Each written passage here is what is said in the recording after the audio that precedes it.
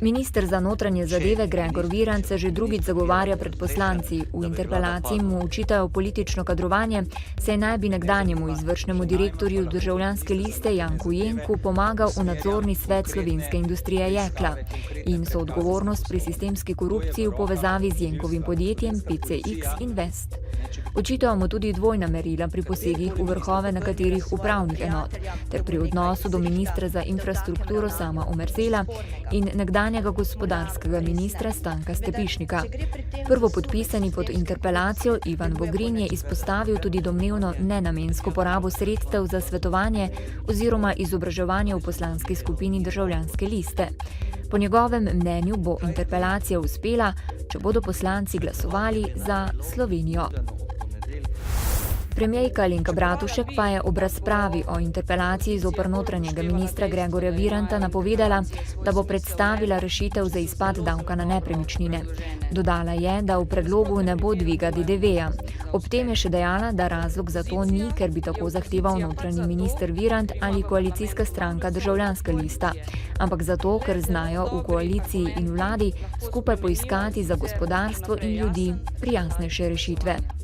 In lahko vam povem, da dvig DDV ne bo rešitev, ki bi jo predlagala.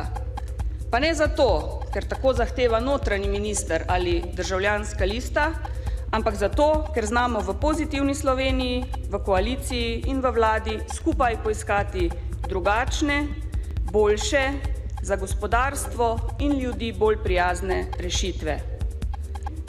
Tako lahko pokažemo, kje se z argumenti in politično odgovornostjo rešuje prihodnost, kje pa se brez argumentov le politikantsko nagaja, osira in ozira v preteklost.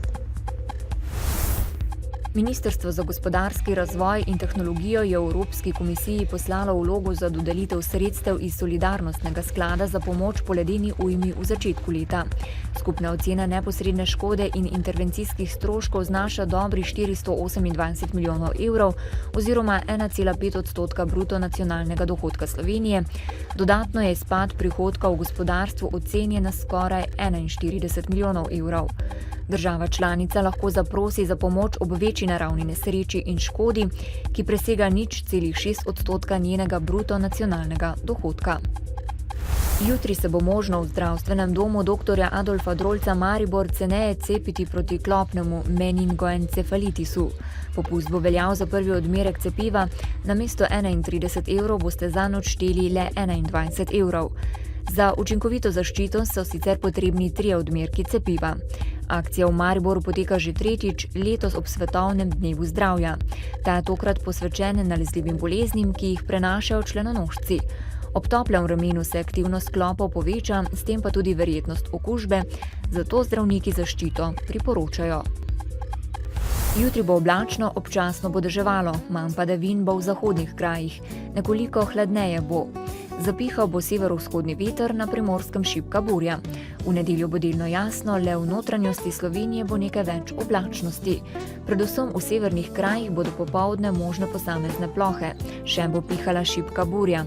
V ponedeljek bo večinoma sončno.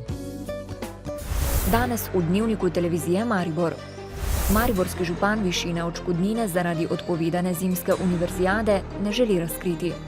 V Mariboru je le 4 leta po izumu prve Edisonove žarnice na ogleno nitko zasvetila prva električna žarnica na Slovenskem in v tem delu Evrope.